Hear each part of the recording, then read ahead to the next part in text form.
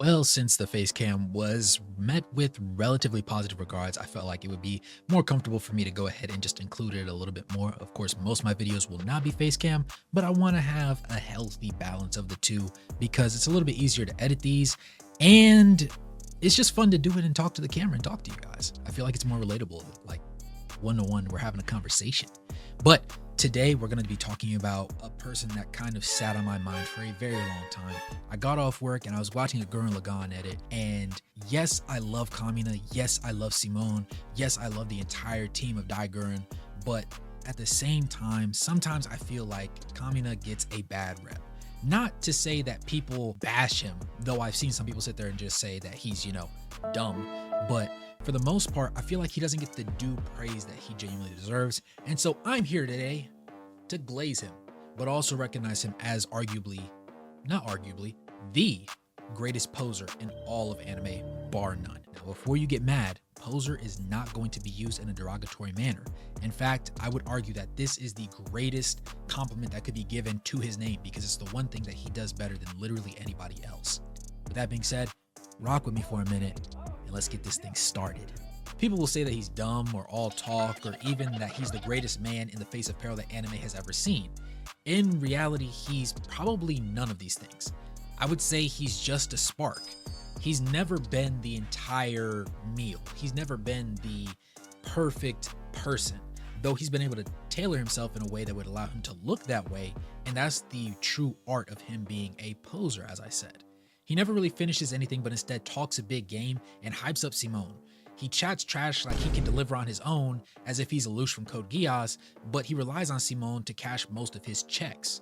Honestly, the biggest moment that I could think of him doing something impactful was him telling Simone to open up the hatch for Lagann, as he literally jumped, landed on top of the hood, and then when the hood was retracted, he punched him dead in his jaw while saying, "Let me see you grit those teeth," because Simone was completely unlocked because of something that we will not end up going into in this video. But if you watch Gurren Lagann, you know. Also, I should have said this is going to contain some mild spoilers. Hopefully nothing too crazy, but it's Kamina, so if you've seen the show, you know what I'm going to get to.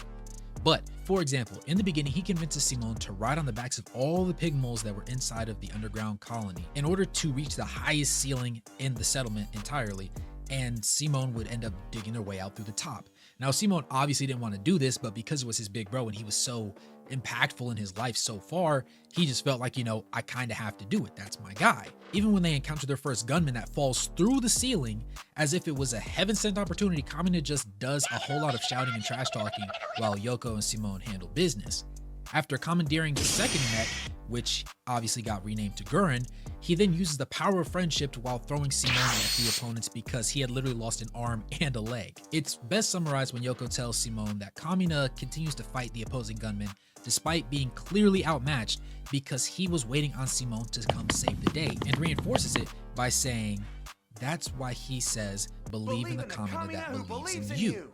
One could argue that Kamina is the greatest rallier of the troops because he always manages to summon the aid of others to help to get the job done.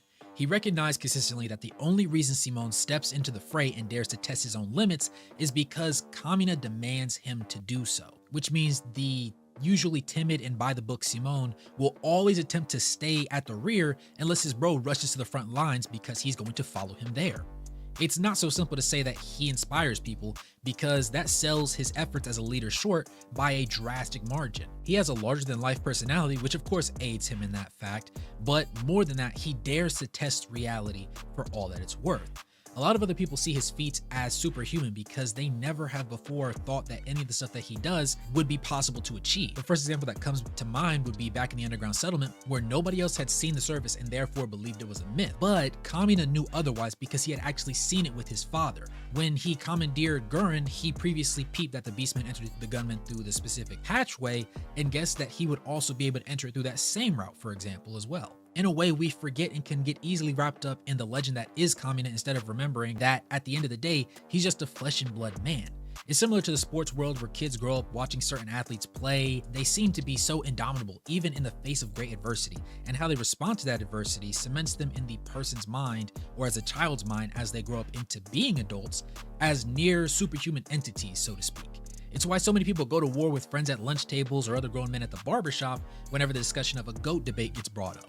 One interesting thing on the side of philosophy that really stuck out to me was the relation to the allegory of the cave.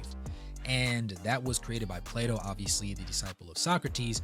And at the time, it was very wildly unpopular in ancient societies to go against the common belief. And in many ways, you would be able to argue that Kamina is the philosopher of the Gurren Lagann universe.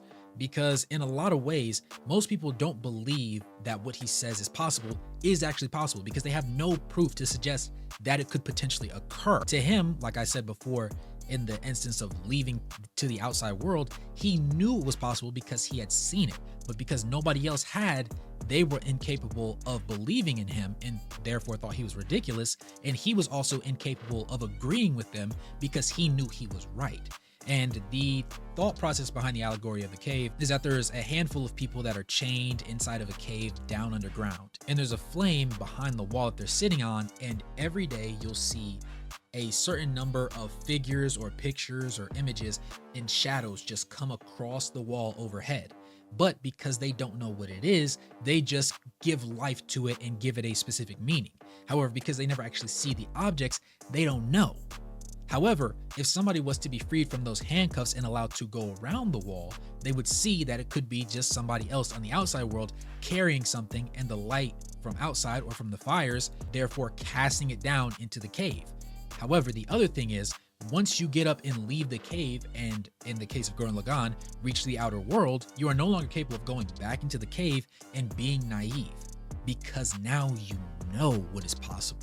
And once you recognize that, it's impossible to unknow the possibilities that are guaranteed in your eyes. Hence why I say everybody in the underground settlement believed he was just crazy. They thought he was cuckoo for Cocoa Puffs because he followed his dad up to the surface, and obviously his dad had sent him back down because he knew he wasn't going to be able to live in that particular environment.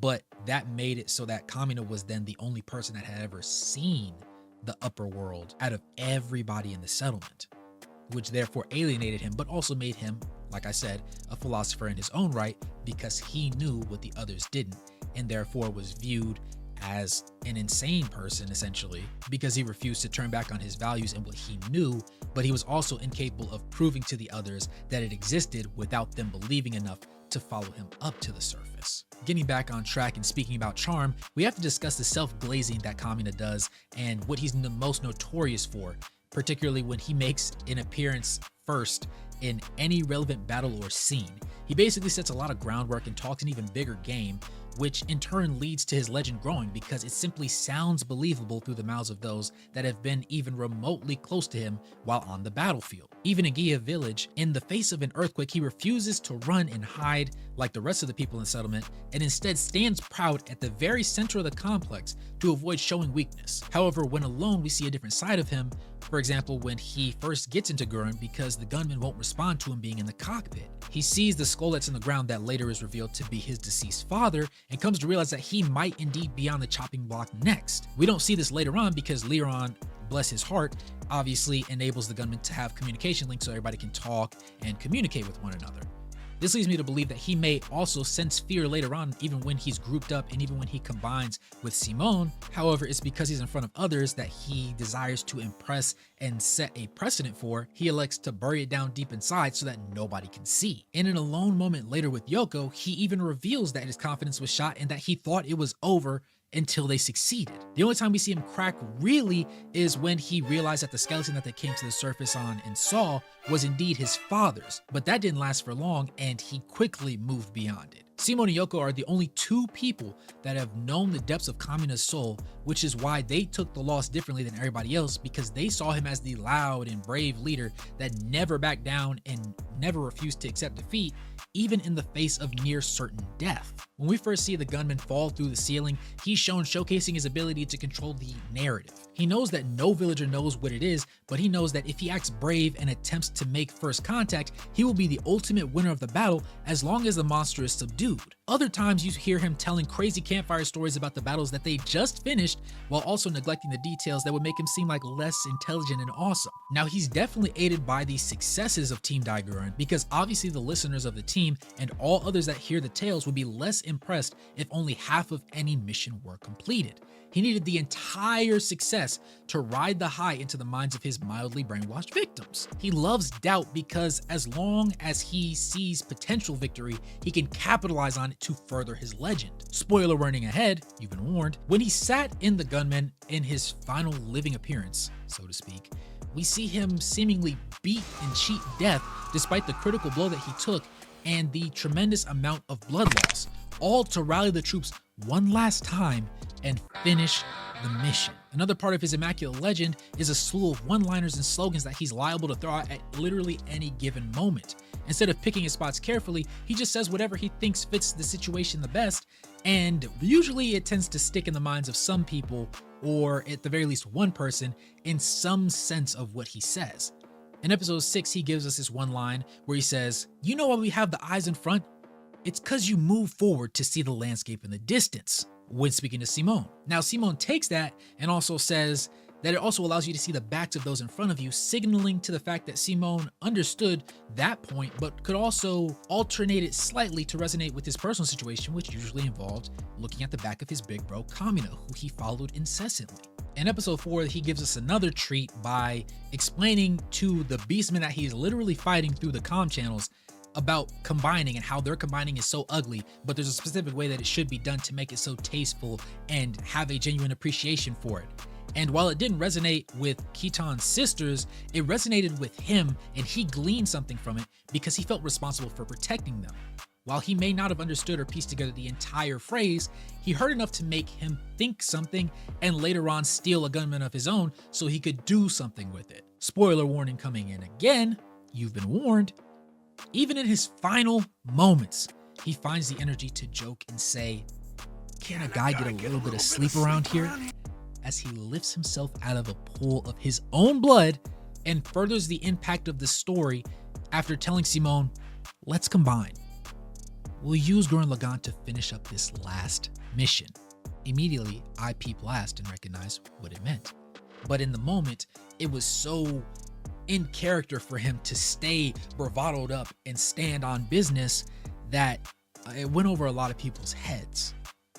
It clearly shows us that he knew what awaited him, but wouldn't allow himself to break character even in his final moments. To me, this was peak masculinity, but it broke me because I knew that he had to do it. And it pained me to realize he felt Got here just in time. impossible even in that moment for him to submit to defeat. He felt like he had to deliver on what he had done so far for the sake of his comrades that believed in him. And then even in his final moments, he couldn't help but be over the top and near balance with his words when he tells Simone, "Listen close, Simone. Never forget, believe in yourself. Not in the Simone that I believe in. Not in the Kamina that you believe in. Believe in the Simone that believes in you." And this is the near polar opposite of his original spam line throughout the entire series, which is every time Simone felt like quitting and anytime he felt like he couldn't do what needed to be done, he said, "Believe in the Kamina that believes in you." Because he recognizes that he wouldn't be around to lead Simone and show him that somebody else believes in him. But instead, he could only hope that he imbued him with just enough faith in himself to make him trust in his own abilities just as much as Kamina believed in them. Honestly, across the board, Kamina was just a over-the-top leader.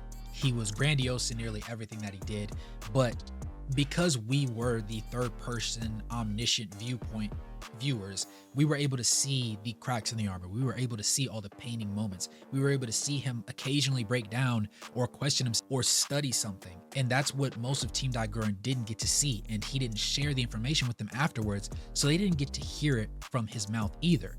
That's why, like I said before, Yoko and Simone felt his loss greater than anybody, and Simone most of all, because that was the one person, the only person that fully, completely, without a doubt, believed in him. And to relate it to real life, Kamina was always the character that I resonated with arguably the most in the series because I'm the oldest of a pretty large family.